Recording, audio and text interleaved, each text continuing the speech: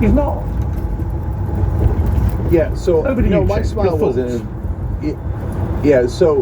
My smile was not involuntary. Anna and I on the Young Turks often say that Trump is one of the best insult comics in the business.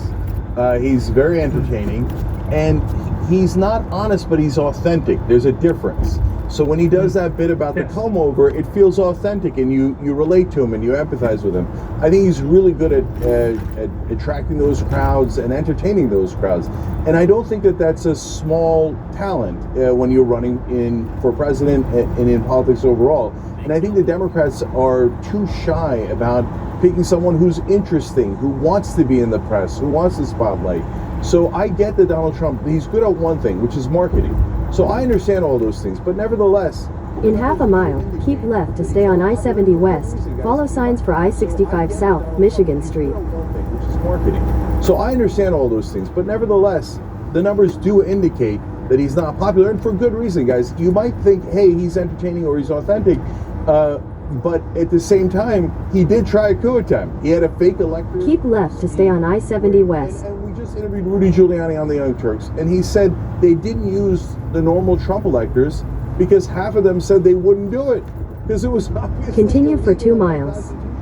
So, he might make an entertaining comment about his comb over, but that doesn't excuse the fact that he tried a coup against America. Okay. Vinny.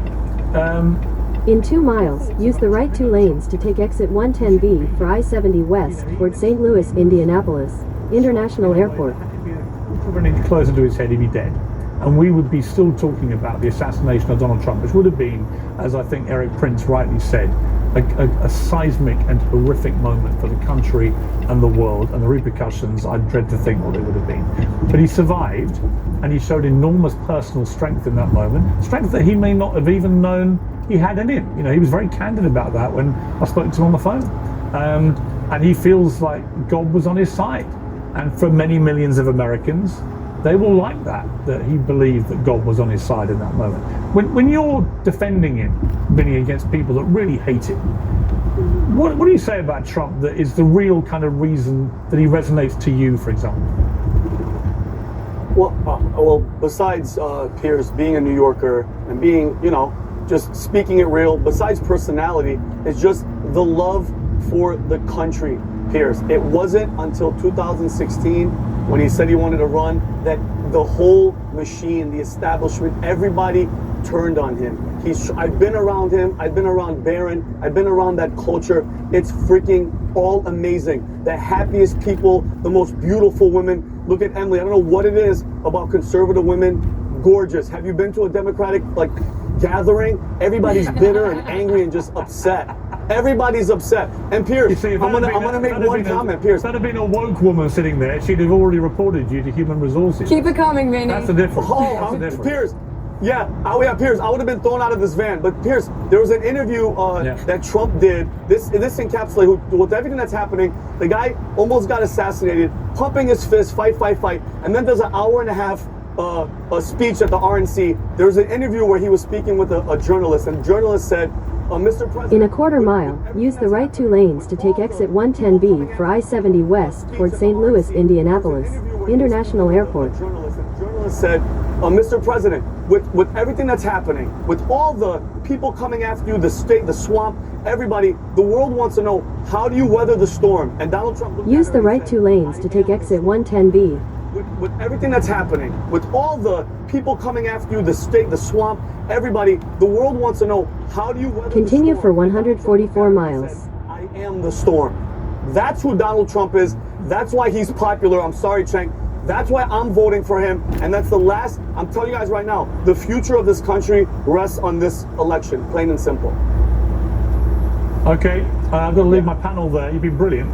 Emily, to Vinny, to Cenk, to Farron. Great to have you, Farron, for the first time. Thank you all very much indeed for coming on. I appreciate it.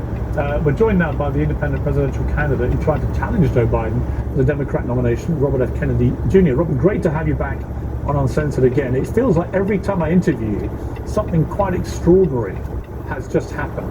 And we talk about the latest development in what was supposed to be a really dull race, but has turned into this electrifying kind of soap opera, albeit with very serious consequences. But let me just first of all talk about Joe Biden's resignation with you. Should he stand down as president? Is it not incongruous for him to say, I'm not fit to continue in the race, which ends in November, but I am fit to continue as president until January?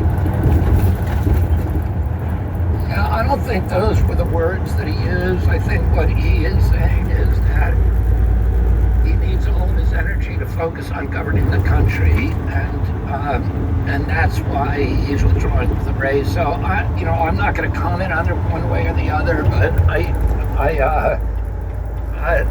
think the die is cast.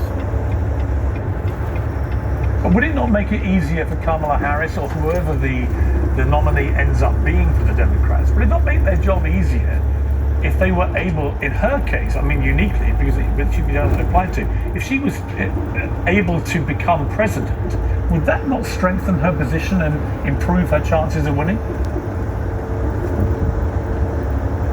It will definitely strengthen her position within the party. I'm not sure that that's